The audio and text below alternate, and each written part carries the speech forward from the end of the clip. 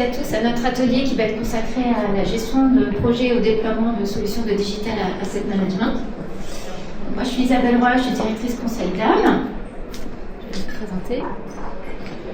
Bonjour, et moi je suis Malika. Je suis experte en DAM, je fais du conseil DAM et au passage, on a créé ce cabinet avec Frédéric et on l'a déjà fait très bien grandir. Et enchantée tout le monde, Héloïse Verstraat. Donc moi je suis chez Activo depuis 2 ans maintenant en tant que chef de projet DAM. J'accompagne tous nos clients dans le cadre de leur déploiement de solutions DAM. Le sujet du jour. Alors, on s'est posé la question par rapport au sujet de l'atelier. Est-ce qu'on fait quoi? On veut parler de nous, oui. Mais en fait, nous, c'est quoi? On fait quoi? Ce qui marche, c'est la gestion et l'accompagnement des clients sur les projets DAM. Voilà, donc l'idée, c'est d'aller quand même assez concrètement, de donner et de partager avec vous nos tips, comment faire en sorte que votre projet réussisse. Qu'est-ce qui fait que ça va marcher? Et qu'est-ce qui fait que certains projets ne marchent pas? Parce qu'en fait, ça veut surtout dire ça aussi. Donc voilà, c'est un peu le sujet. Donc rapidement, ce que je disais, c'est que Activo, c'est des hommes et des femmes, avec 70% au moins de femmes, donc ça c'est un peu notre fierté, et des profils divers.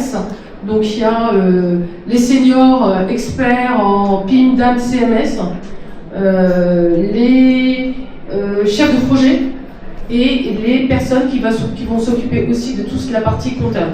Donc ça c'est important. Parce qu'on met en place une solution, oui, mais en fait on y met quoi? Et on le met comment pour pérenniser en fait ce contenu qu'on va distribuer grâce à ces solutions. Donc j'ai déjà un peu dit tout ça. C'est Activo, c'est entre Isabelle, Fred et moi, alors on a même augmenté, c'est et Michel, nos seniors experts qui partagent justement cette expertise déjà en interne avec nos équipes et sur les projets de nos clients. Donc ça, c'est vraiment la partie la plus importante. On intervient évidemment sur la partie technique, de reprise de données, de serveurs, etc. On intervient beaucoup au niveau des équipes métiers. Puisqu'en fait, aujourd'hui, on verra tout à l'heure, mais un projet de transformation digitale, puisque le cabinet, c'est un cabinet de transformation digitale, c'est 5% de techno et 95% d'humain et de process. Donc la réussite, elle est là. Donc comment faire en sorte que ça marche? Évidemment, il faut choisir la bonne techno aussi au passage. Nos engagements à vos côtés, c'est effectivement, on n'arrive pas, on déroule un projet, une méthode, on vous écoute, on comprend qui vous êtes, comment vous fonctionnez et quels sont les sujets et les difficultés que vous pouvez rencontrer, qui peuvent être soit de la techno, soit des process, soit au niveau des équipes, parce que c'est de l'humain. On vous a... Non, on va passer. Voilà. Et notre objectif, en fait, c'est effectivement, quand on intervient sur des projets, c'est l'expérience utilisateur, faire en sorte que sur les process, tout soit optimisé, tout soit carré, et avec des utilisateurs ravis d'utiliser et de déployer les process mis en place. Nous avons des partenaires, et ça c'est très important, puisqu'on est vraiment sur de l'accompagnement. On travaille avec qui? On est un cabinet agnostique, on travaille avec un certain nombre d'éditeurs, en partenariat, en confiance, sur ce que la solution permet de faire, ce que la solution ne permet pas de faire, et quelles sont les évolutions des solutions. Donc ça, c'est un point qui est très important, et on essaye tout le temps, de découvrir les solutions qui existent, et de les faire découvrir auprès de nos clients sur un événement et à travers nos webinaires. Donc en termes de clients, aujourd'hui, on n'a pas un secteur d'activité précis, donc on n'a pas de projet précis. Les solutions, c'est des solutions d'âme et les projets, c'est des projets d'âme. Donc ça, c'est vraiment quelque chose d'important. On travaille avec des marques, de l'industrie, du luxe, dans le secteur public et dans la presse qui est quand même, initialement, pour les personnes qui me connaissent, je suis venue il y a 30 ans, c'était la presse et les agences photo qui ont poussé la photo numérique et voire la vidéo numérique aujourd'hui. rapidement, en fait, on veut vous présenter rapidement nos services chez Activo. Donc, il y a le bilan de santé du DAM, ça j'en reviendrai juste après parce que je vais le détailler. Et après, en fait, on vous accompagne sur toute la chaîne en fait, d'un projet de DAM, c'est-à-dire au moment du conseil, quand il faut recueillir les besoins, faire le cahier des charges et mener, en fait, vous accompagner lors de RFI, RFP. On va jusqu'au déploiement de la solution, donc avec des chefs de projet, dont Héloïse fait partie. Donc là, c'est toute la configuration des plateformes, les déploiements, les tests avec les utilisateurs ou les différentes solutions d'éditeurs. On vous accompagne aussi en termes de migration. Alors, on a développé un outil qui s'appelle Activo Connect, qui est une sorte de middleware qui permet de faire de la reprise de données de façon optimisée, de gagner du temps, soit d'une solution de DAM à une autre, soit à partir de SharePoint ou de SFTP ou de tout type de stockage. Et on a bien sûr une équipe de documentalistes qui va permettre d'enrichir les données et de les mettre à jour. Et ensuite, on a évidemment une expertise, et ça c'est absolument fondamental dans nos métiers en termes de droit d'auteur et droit à l'image. Donc on peut vous accompagner dans l'audit de vos fonds pour savoir comment vous gérez les droits d'auteur et les droits à l'image et vous aider à l'optimiser. Et bien sûr, on a une expertise avec une personne dans notre équipe qui est facilitatrice et experte en design thinking et qui va vous accompagner dans la phase primordiale qui est le change management et qui est vraiment structurant en termes de réussite d'un projet DAM. Alors, je vais vous expliquer un petit peu ce qu'est le bilan santé du DAM. Alors, d'abord, c'est une nouvelle offre d'Activo qu'on a lancée fin 2024. Alors, très concrètement, qu'est-ce que c'est? C'est d'évaluer votre solution de DAM au regard d'un certain nombre de dimensions et de sujets à travers une méthodologie précise en 5 étapes. Et vraiment, ça nous est venu, cette idée, à partir vraiment des retours d'expérience de nos clients et de leurs besoins. L'objectif, c'est de lister les points d'amélioration, les points de difficulté ou de dysfonctionnement, de mesurer aussi le degré d'adoption du DAM dans votre structure ou dans votre entreprise, puisque c'est une clé en fait de réussite d'un projet. Parce qu'à un moment donné, nos clients nous ont fait des retours, soit ils avaient des solutions DAM qui commençaient un petit peu à vieillir, soit qui n'étaient pas forcément bien configurées, ou alors il y avait une baisse aussi d'utilisation d'un DAM. Donc dans ce cas, c'est vraiment un warning, une alerte pour se dire mais qu'est-ce qui se passe? J'ai beaucoup moins d'utilisateurs qui se créent ou qui l'utilisent. Et ça peut vraiment freiner l'usage du DAM, freiner l'expérience utilisateur et au final ça fait perdre de la valeur à votre projet. Donc c'est important à un moment donné de se poser les bonnes questions. Donc cette bilan de santé du DAM, c'est évaluer pour améliorer. Et à travers 5 étapes, donc la première... Je voulais juste rajouter, vas-y. On porte le DAM durable. Et ça, c'est un sujet qui est très important. Donc ça veut dire quoi quand on fait un projet DAM durable et on vous laisse une plateforme DAM durable? Ça en fait partie. Avant de dire on casse tout, on refait tout, si c'est nécessaire, pourquoi pas. Mais avant, c'est déjà de prendre l'existant et de faire notre recyclerie, Voilà, c'est ça. C'est pour ça que j'ai parlé d'évaluer. Ça, c'est super important de tenir compte de l'existant et de l'améliorer. Donc la première étape, elle est très importante, c'est qu'on va tout remettre à plat. En gros, on analyse tout. On regarde toute la configuration du DAM, que ce soit en termes de structure documentaire, de groupe, de permission, de droit d'accès et de recherche aussi. Si votre outil le permet, c'est hyper intéressant de regarder les recherches qui n'aboutissent pas. Pourquoi elles n'aboutissent pas? Est-ce que c'est un problème de vocabulaire? Est-ce que c'est aussi un problème de contenu? C'est-à-dire que votre DAM n'est plus alimenté, mais bien souvent les contenus, ils sont ailleurs dans l'entreprise, mais ils existent. Et on va regarder aussi tout ce qui est vos KPI, vos statistiques en termes de nombre de téléchargements, de connexions, d'utilisation, pour vraiment avoir une photographie, un instant T de votre DAM.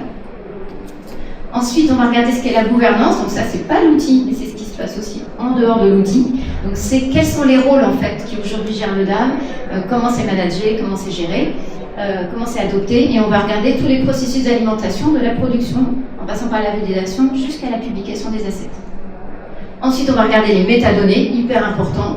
Je pense que vous l'avez déjà vécu, au fur et à mesure qu'on fait un DAM, on crée des champs, voilà, de plus en plus, quelquefois on peut en avoir beaucoup, donc c'est toujours bien à un moment donné de remettre à plat, de se dire est-ce que j'ai besoin de ce champ-là ou pas, de revoir un peu toutes ces structures documentaires et ces listes de valeurs, évidemment les filtres de recherche, et de regarder aussi qu'est-ce qui se passe dans votre outil en termes de gestion de droits d'auteur et de droits à l'image. Le quatrième point, c'est l'expérience utilisateur. évidemment, c'est clé. C'est-à-dire que là, on va mener des entretiens ciblés, plutôt qualitatifs. On va regarder aussi tout ce qui est parcours utilisateur en faisant un peu des use cases, en regardant quelles sont les différentes façons en fait, d'appréhender le DAM avec les différents profils. Et on va regarder ce qu'on peut améliorer en termes d'ergonomie et de facilité d'utilisation du DAM. Et le dernier point, vous le savez toutes et tous, je pense, de plus en plus on tourne des vidéos, de plus en plus c'est qualitatif, ça pèse de plus en plus lourd. Donc de temps en temps, c'est quand même bien aussi de faire des tests techniques dans votre DAM, digest de fichiers. Et c'est ce qu'on propose aussi de faire dans cet état des lieux. Et à la fin, qu'est-ce qui se passe une fois qu'on a fait ce bilan de santé? C'est tout simplement des recommandations très concrètes, c'est un vrai plan d'action qu'on va dérouler avec vous sur différents sujets. Souvent, ça aboutit, alors évidemment ça dépend des cas clients, mais à un accompagnement et en termes de gouvernance, à une reconfiguration partielle ou totale de la configuration de votre DAM. Et puis on essaye aussi, selon l'outil que vous avez, à repenser l'expérience utilisateur, notamment en termes de front office. Si on peut l'améliorer, on le fait, et on travaille aussi sur le change. Et puis si, comme l'a dit Malika, tout ça, ça ne suffit pas, éventuellement, on peut aboutir au lancement d'un RFI RFP. Je vais laisser Malika parler du patrimoine. Je vais essayer d'aller vite. Le patrimoine, c'est aussi un sujet qu'on a abordé en plus de nos offres standards, tout simplement parce qu'en fait, aujourd'hui, une entreprise a une histoire, et l'idée, c'est de voir cette histoire, elle se fait de plus en plus avec des supports physiques, et elle se fait de plus en plus aussi avec la photo, de la vidéo. Donc comment rassurer et comment pérenniser ce contenu historique qui va permettre à l'entreprise de valoriser, de parler d'elle, d'entretenir, d'accompagner ses collaborateurs pour connaître en fait on travaille pour qui et c'est quoi l'histoire de notre entreprise. Donc ça, c'est un point qui est très important. Et puis évidemment, quand il y a des moments clés, on est capable de ressortir ce contenu facilement, rapidement et d'en parler. Donc ça, c'est une offre. Et alors, notre offre, il y a 3 points qui sont importants. La première, c'est effectivement comment préserver, sauvegarder. Donc là, on arrive plutôt pour essayer de cartographier c'est quoi l'histoire, c'est quoi le contenu que vous avez, comment on peut le sauvegarder, le nettoyer et les étapes de numérisation. On travaille avec des partenaires, donc on ne fait pas tout. La seule chose, c'est qu'on essaye de faire en sorte que l'entreprise, quand elle n'est pas déjà sensibilisée, et là je parle en termes de direction générale, de les sensibiliser par rapport à l'histoire de l'entreprise, et que ça peut être assez simple de dire ce qu'on fait, on est capable de valoriser en fait. Voilà, c'est pas à la fin du monde, c'est pas un énorme sujet, on est capable de faire un certain nombre de choses. C'est très important en termes de, quand on dit sauvegarder ce contenu-là, ça veut dire mettre en place effectivement, donc on revient un peu à notre solution DAM. Notre solution DAM, c'est simplement que la taxonomie et le vocabulaire ne sera pas le même quand on veut enrichir des métadonnées sur des contenus historiques et qui feront partie du patrimoine de demain de l'entreprise, que sur juste les nouvelles collections d'aujourd'hui, qu'on retrouvera facilement, indépendamment d'un certain nombre de mots-clés qui sont un peu plus poussés. Voilà, donc oui, retrouver les pépites et les trésors d'archives dans les fonds, c'est exactement ça en fait. Hein. C'est arriver, prendre son bâton de pèlerin pour certains, aller faire le tour des services, etc. Donc ça crée de la confiance, il faut arriver à avoir cette confiance pour que les personnes qui sont là depuis longtemps disent « Ah bah oui, mais nous on a ça dans l'entreprise, ça je peux te fournir ça, etc. » Voilà. Il y a des entreprises qui sont déjà sensibles à ça et c'est parfait, et il y en a d'autres qui ne le sont pas. Et notre sujet, c'est effectivement d'amener ces entreprises à passer ce cap-là. Et c'est voilà, c'est pas, ça peut se faire facilement quand on est bien accompagné. Et on travaille aussi avec des partenaires pour proposer des stratégies éditoriales, parce que l'idée, c'est pas que les contenus historiques et héritage dorment dans la base de données, c'est de les faire connaître. Donc on propose une stratégie éditoriale qui va partir de vos contenus, mais aussi peut-être de vos dates anniversaires, de toute votre histoire en termes d'innovation, et on va proposer une stratégie et des dispositifs print ou digitaux. Alors une petite question avant de se lancer dans les étapes du projet d'un DAM. Il peut y avoir un petit piège à la question. Selon vous, quelle est la durée moyenne d'un projet de DAM? C'est vrai qu'on a envie de vous faire des propositions. 1 an. Ouais. 1 an. Ok.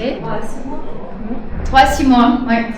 Alors, c'est à peu près ce que nous, on estime dans notre gestion de projet. Je ne sais pas si tu veux en parler, Louise. Bah oui, après, il y a plusieurs cas clients, mais c'est sûr que nous, on estime généralement... 3-6 mois, c'est le bon chiffre. 3-6 mois, ouais. Voilà. Nous, on estime ça. Un an, il y a un problème. Ah non, à partir de quand? Oui, donc nous, on estime 3 à 6 mois, en tout cas, dans un projet d'âme de déploiement d'une solution en digital asset management. Voilà. Après, ça peut être un peu plus long, par exemple, si au moment où vous lancez votre RFI, RFP, vous faites des POC avec plus ou moins de solutions, effectivement, là, ça peut être un petit peu plus long dans ce cas. Alors, donc, Malika, je te laisse un petit peu détailler ce schéma. En fait, c'est un schéma qu'on a revu depuis l'année dernière sur le cycle de vie des assets. Donc ça, c'est important quand on fait du DAM, on fait du cycle de vie des assets aussi. Donc certains ouvrent des yeux carrés, mais c'est un sujet. Donc ça rejoint un peu la durabilité. Et quand sur ce schéma-là, on veut juste redire que le DAM est un moteur qui permet de classer et de distribuer les assets en toute sécurité. OK. Le DAM intègre de l'IA qui va aider dans cette organisation, cette distribution. OK. Mais le DAM est aussi un point d'entrée pour alimenter en assets des applications tierces. Donc c'est ce qu'on retrouve avec le PIM, ce qu'on retrouve avec le CMS, mais ce qu'on retrouve aussi avec de la gestion de collection et des objets et des assets de patrimoine. Le DAM en entrée, on gère tout type d'assets et de plus en plus lourd. Sur de la photo, de la vidéo, maintenant on va de plus en plus vers des objets 3D, voilà, il y a un certain nombre de choses. Le stockage, on sait aujourd'hui le faire, et la distribution, on l'automatise vers des supports, vers des utilisateurs quand on a une interface, et évidemment, le format de l'asset qui est distribué sur les réseaux sociaux ne sera pas le même que celui qui sera distribué sur du print. Pour autant, on parle des mêmes assets, donc ça c'est très important. Voilà.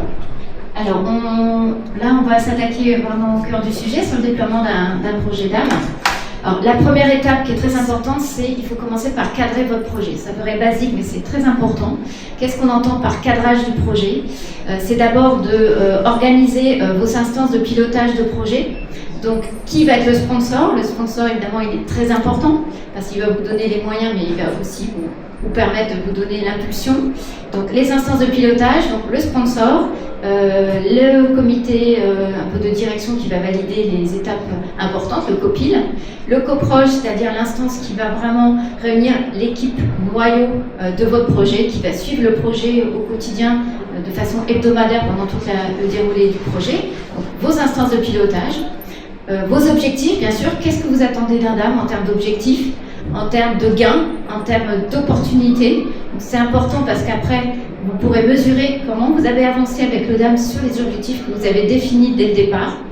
N'oubliez pas aussi de travailler sur le contexte, c'est-à-dire de dire pourquoi à un moment donné je me lance dans un projet de DAM, c'est quoi mon contexte, quels ont été les facteurs déclencheurs de mon projet. Souvent c'est très important parce que ça peut être par exemple je ne retrouve pas mes contenus dans mon DAM, mais pourquoi je ne les retrouve pas? C'est l'outil ou c'est parce que les contenus sont ailleurs dans ma société? Donc c'est important le contexte pour ensuite vous permettre de bien déployer votre outil.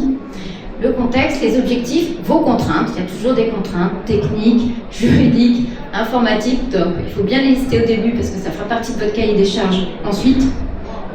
Dernier point, bien sûr, travailler sur votre macro-planning, sur les grandes étapes. À cette étape-là, il n'y a pas encore le planning détaillé, mais il faut quand même mettre vos grandes étapes. Vous allez aussi indiquer quels sont vos moyens budgétaires et humains pour gérer le projet. Et enfin, quels sont les différents livrables qui vont être les livrables principaux de votre projet.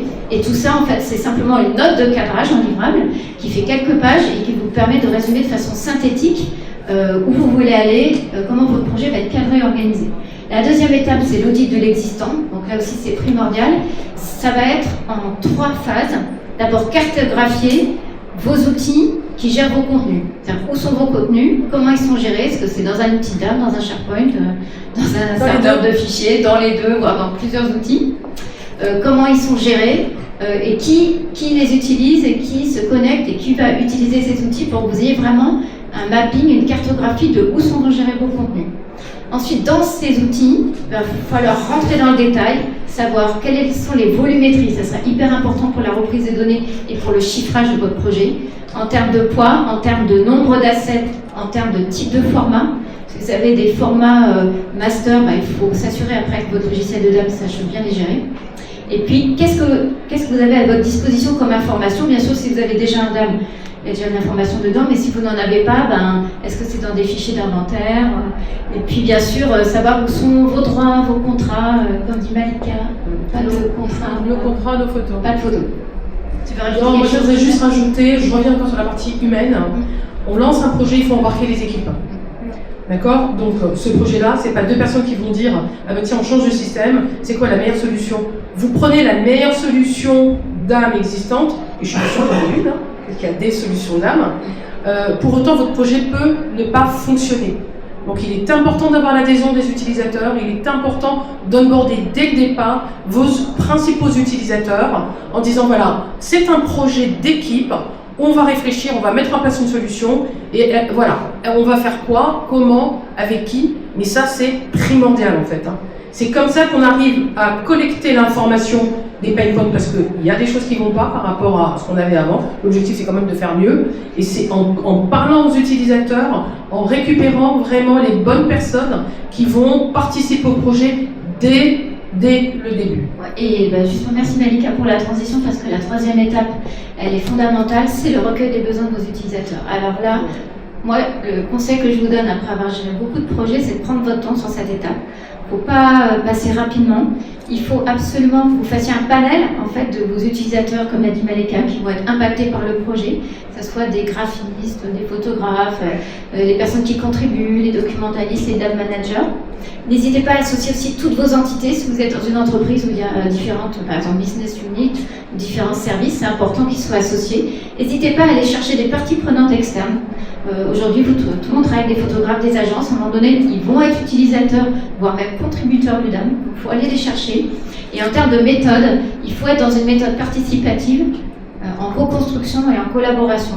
Ça, nous, ce qu'on préconise, c'est d'organiser des ateliers, des workshops, avec des outils un peu participatifs. Il y en a plusieurs qui existent. Nous, par exemple, on utilise pas mal Klaxoon, mais il y en a d'autres, pour permettre à chacun de pouvoir s'exprimer. Ce sont des outils où on peut co-construire ensemble pendant un atelier un process, un workflow du dépôt jusqu'à la publication. Donc, c'est très important de ne pas du tout négliger cette étape et de prendre le temps qu'il faut parce que ça vous permettra de lister toutes les fonctionnalités, de voir les pain points, comme a dit Malika, et aussi de travailler sur vos workflows du métier.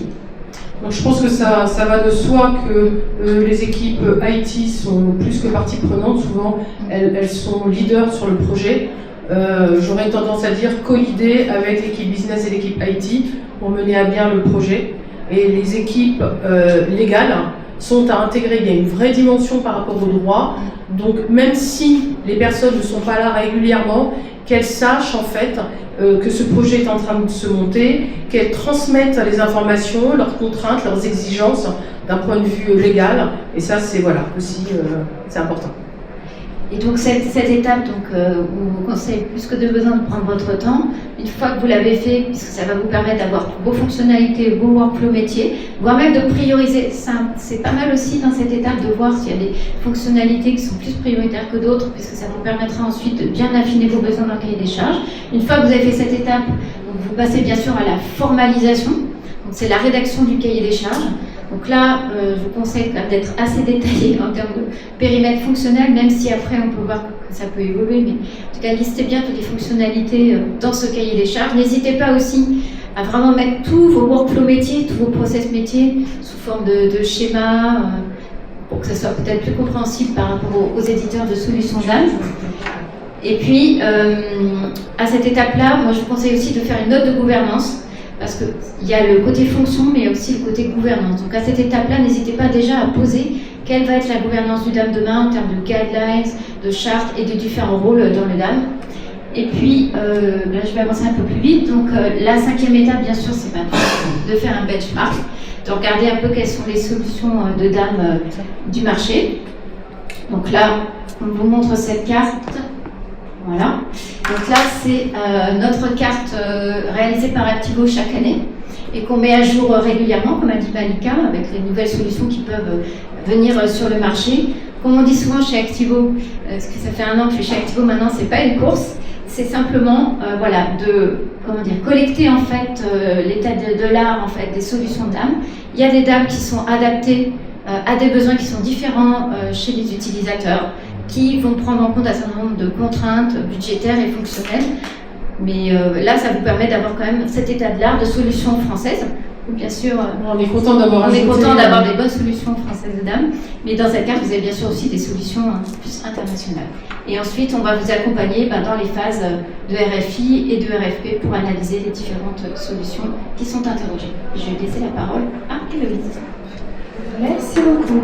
Alors, une fois que la solution a été choisie, qu'on passe donc à la phase de déploiement, la première étape, ça va être de réaliser ce qu'on appelle les ateliers métiers, les workshops. Donc c'est vraiment la plus-value, une des plus-values d'Activo, le cœur de métier des chefs de projet.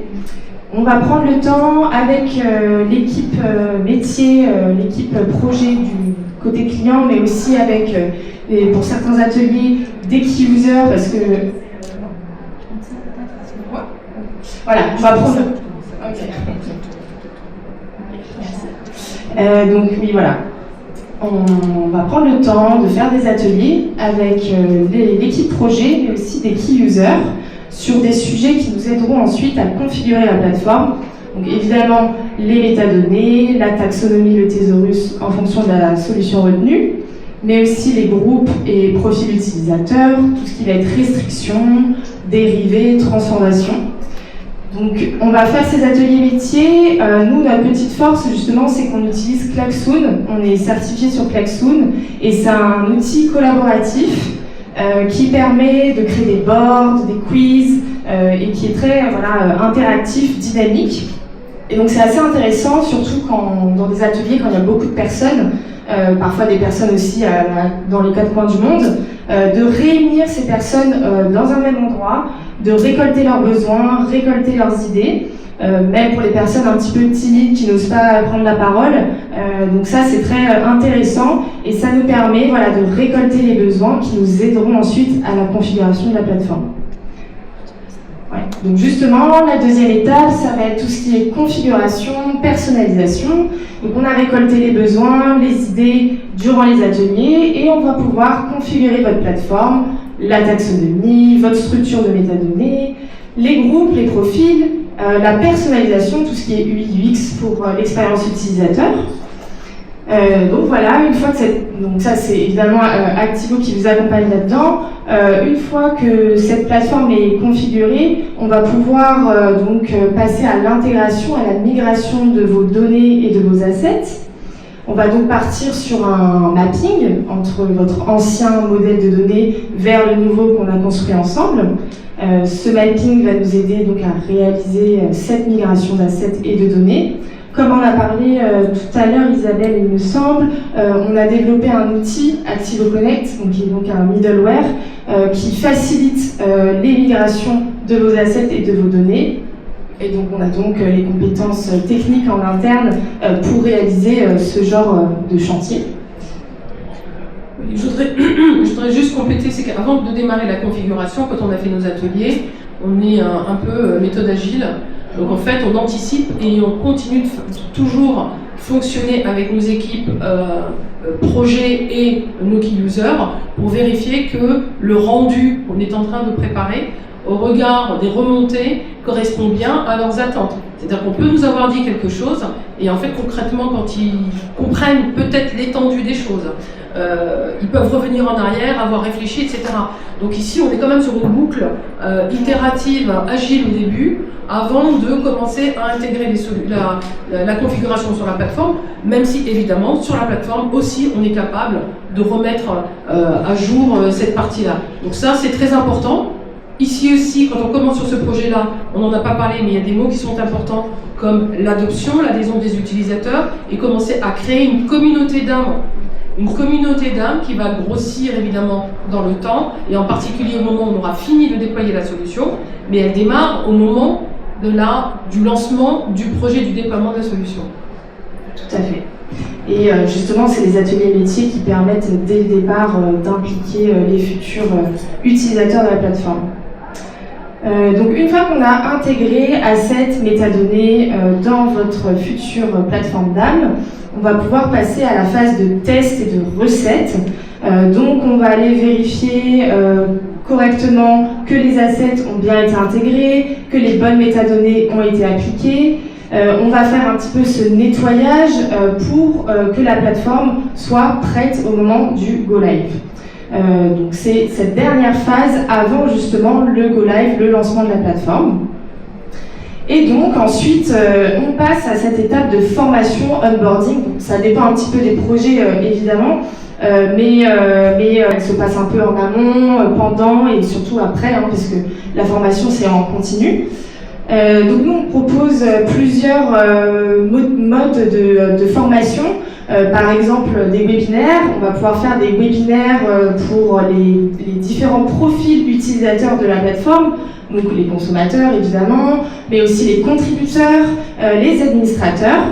En plus de ça, on fait aussi des tutoriels vidéo, hein, puisqu'on a un partenaire DAM Vidéo qui nous accompagne dans la réalisation de tutoriels en motion design sur des aspects clés du DAM. Donc par exemple, comment faire une recherche, comment naviguer dans la plateforme, comment partager un asset et comment contribuer les métadonnées par exemple. On fait également évidemment des supports écrits pérennes dans le temps que vous pourrez conserver tout au long de la vie du DAM. Et enfin, bon, on l'a mis en dernier, accompagnement à prise en main, mais enfin, bon, je pense qu'on l'a assez répété, l'accompagnement c'est tout au long du projet et bien après encore pendant le Go Live. Voilà, parce qu'on parle de gestion de projet, donc la gestion de projet c'est ce qui est visible, c'est ce qu'on voit, c'est le planning à tenir, c'est les formations à faire, le lancement de la plateforme, mais tout ce qu'on voit pas, c'est ce qui est la conduite du changement. C'est voilà, parfois quelques tensions en interne qu'on peut retrouver, c'est des histoires d'ego, ah non moi mes assets ils vont pas sur le DAM, ah non moi je veux qu'ils soient visibles comme ci mais pas comme ça. Donc c'est aussi notre rôle chez Activo de déceler un petit peu ces problématiques lors du projet, d'apaiser certaines tensions et surtout d'aider à trouver des solutions à ces problématiques tout simplement. Et donc, on le voit aussi sur cette courbe, sur cette courbe de la conduite du changement. Donc, si on reprend un petit peu le détail, on voit que lors de l'annonce d'un nouveau projet digital, donc là, pour nous, le déploiement d'une solution DAM, on voit que voilà, tout le monde est content, tout le monde a hâte que cette solution soit mise en place, que les problèmes soient réglés, problèmes de stockage, de partage d'assets, de droits, donc voilà. Et ensuite, on voit que dans la phase de déploiement, souvent, on a cette courbe qui chute un petit peu parce qu'on se rend compte que tous les problèmes peuvent pas se résoudre aussi rapidement parce que, comme on le dit, c'est 5% techno, 95% d'humain et de process. Et donc, il faut prendre le temps de trouver les bons process dans vos équipes. En tout cas, nous, notre objectif, c'est d'arriver à ce plateau de productivité pour pouvoir avancer concrètement en tenant les délais, en suivant le planning jusqu'au moment du Go Live. Alors, pour terminer sur ce sujet super important, donc bien sûr, vous l'avez compris, impliquez vos utilisateurs dès le début du projet, dans l'expression des besoins, pendant le projet et après le projet DAM. Très important, recueillez leur feedback, associez-les à la construction de votre roadmap d'outils et prévoyez surtout des formations régulières pour vraiment créer une culture d'amélioration continue de votre DAM.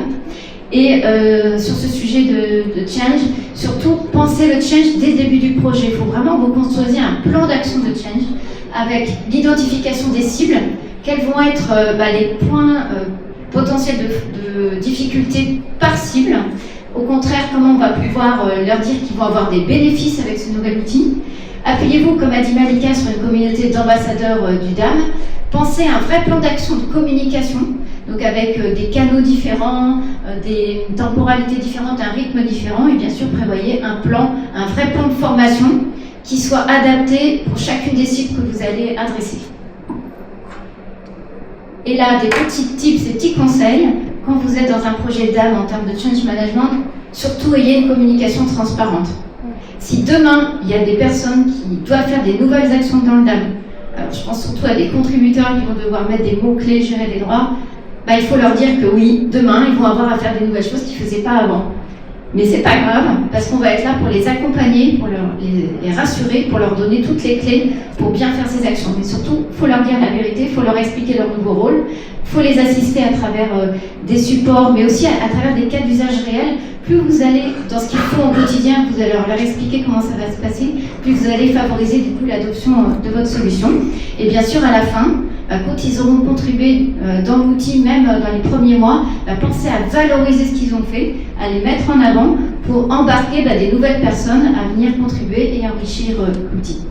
Moi, je dirais que aussi leur donner du sens à leur action, c'est-à-dire leur montrer qu'en fait, les mots-clés qu'ils mettent à ce niveau-là, ça sert demain à quelqu'un qui récupère le fichier pour un usage toujours dans l'entreprise. Et qu'en fait, si ce travail n'avait pas été fait, ça compliquerait la vie aux autres. Donc, pour bientôt terminer, on voulait vous donner 6 facteurs clés d'un succès d'un projet d'âme. Donc, assez rapidement, en premier, on a dit évidemment définir une bonne stratégie. Donc, listez vos besoins, faites une expression de besoin. Quels sont vos pain points aujourd'hui que vous rencontrez et que vous souhaitez résoudre avec le DAM? Donc, suite à ça, il faut tester, il faut faire des POC, évidemment. Ensuite, sponsoriser au plus haut niveau, ça veut dire ayez quelqu'un dans votre hiérarchie, au sein de votre management, qui va porter haut et fort le projet du DAM et qui va le financer également. Et donc, évidemment, il faut prendre en compte l'écosystème existant pour construire ce nouveau déploiement. Bon, on l'a répété, un change management efficace, Isabelle l'a dit, communication transparente, impliquer les utilisateurs dès le départ, que ce soit un utilisateur, consommateur, contributeur, etc. Faire de la formation, et formation, c'est pas seulement qu'au moment du go live, c'est bien après également, parce que vous allez avoir des nouveaux utilisateurs, des nouveaux collaborateurs, votre DAM va évoluer, il va y avoir des nouvelles fonctionnalités, et donc ça, il faut engager continuellement les utilisateurs. Et donc mettre en place un plan de change, évidemment.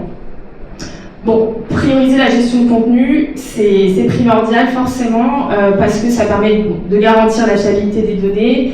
Pendant les ateliers, on va structurer vos futures métadonnées, on va structurer votre plateforme, faire construire le squelette de votre plateforme qui vous permettra de classer vos contenus, de rechercher vos contenus et de les retrouver forcément.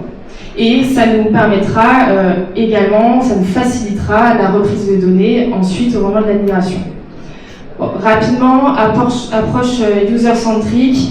Bon, on l'a dit aussi, on construit ensemble, on évolue et on s'améliore. Un projet d'âme, c'est pas 2 ou 3 personnes, c'est toute une entreprise qui va l'utiliser. Gestion de projet structuré flexible, c'est hyper important et Malika t'en a parlé.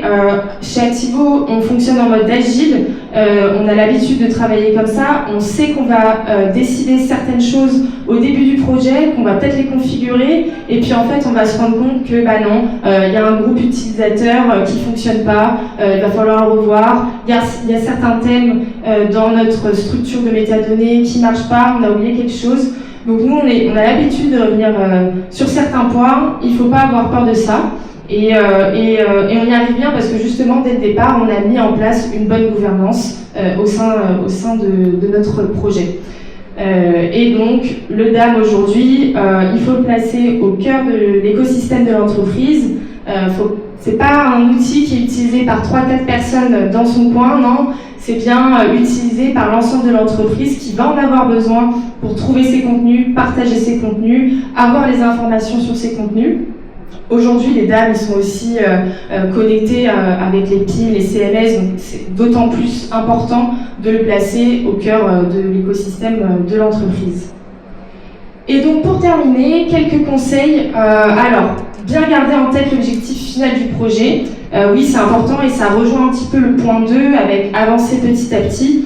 On se rend compte parfois que dans certains projets, il y a beaucoup d'ambition. Je sais pas, par exemple, on va lancer le DAM et le PIM en même temps. Allons-y doucement, priorisons les choses. On a un objectif, c'est tenir les délais. Donc on est là aussi pour vous accompagner et bien délimiter ces phases dans le projet. Le point 3, je pense que chez Activo, on est tous convaincus, faut penser au futur, et une plateforme, ça ne vit pas tout seul, c'est pas possible. Il faut une personne, un data manager, un gestionnaire de la plateforme qui sera garant du bon fonctionnement de la plateforme, de la bonne vie de cette plateforme-là, de l'outil, qui formera les futures équipes, qui s'assurera de la bonne contribution sur la plateforme, qui évidemment s'occupera des profils utilisateurs, des nouvelles inscriptions, etc. Donc ça, c'est vraiment essentiel. On nous dit 95% du mind process. Et donc aussi, le dernier point, mettre en place une démarche d'évaluation continue. Bon, c'est aussi le rôle du DAM Manager. Hein. Aujourd'hui, les outils de DAM ont pour la plupart tous une fonctionnalité d'analytics qui permet d'avoir des statistiques sur le nombre de connexions, le nombre d'inscriptions, sur le nombre de téléchargements, quelle recherche fonctionne, quelle recherche ne fonctionne pas. Et donc ça, c'est aussi le rôle du DAM Manager de regarder ces statistiques-là et de faire évoluer la plateforme en conséquence, tout simplement.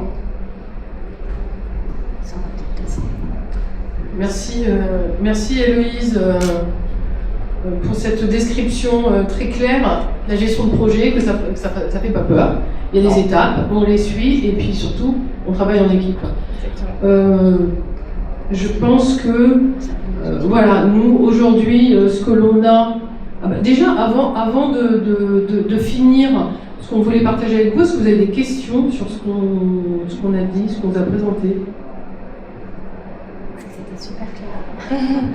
Je voyais de l'acquiescement dans la salle, je me dis c'est bien. Je reviens.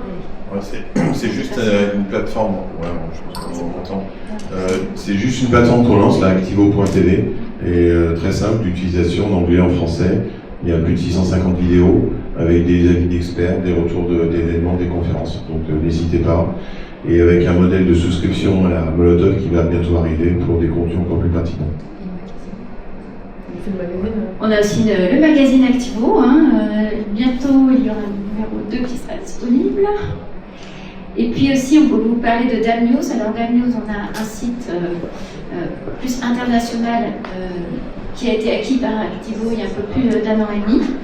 Et puis, on a un site aussi, DAM News FR, qui est là, j'insiste sur ce site, c'est un site qui est consacré 100% au DAM, dans lequel vous allez retrouver toute l'actu du DAM, les webinaires, les conférences, dans lequel vous allez retrouver en fait une vingtaine de solutions de DAM qui sont décrites et présentées, donc des solutions de DAM françaises ou ayant une interface ou un support en français, et bien sûr des articles de fond, de tendances, d'évolution du marché du DAM, que ce soit d'ailleurs sous forme de texte ou de vidéo. Et bien sûr, on aura le plaisir de vous retrouver sur OnDAM en novembre 2025. Le mot de la fin, c'est effectivement Activo a lancé dès sa première année un événement qui s'appelle OnDAM, qui est une conférence complètement dédiée au DAM, qui a lieu toujours à la fin novembre. Là, on est à notre 5e édition, qui a lieu dans un nouveau lieu qui s'appelle La Place, qui est au Halles, à Châtelet-les-Halles. Et c'est gratuit pour les visiteurs. Et c'est l'occasion de rencontrer des éditeurs du DAM et de son écosystème. C'est l'occasion d'écouter les témoignages de clients sur des conférences et d'assister à des ateliers pour avoir un peu plus de détails sur les différentes solutions. Donc rendez-vous fin novembre sur OnDAM à Châtelet-les-Halles, La Place. Merci à toutes et tous. Merci beaucoup. Merci à vous.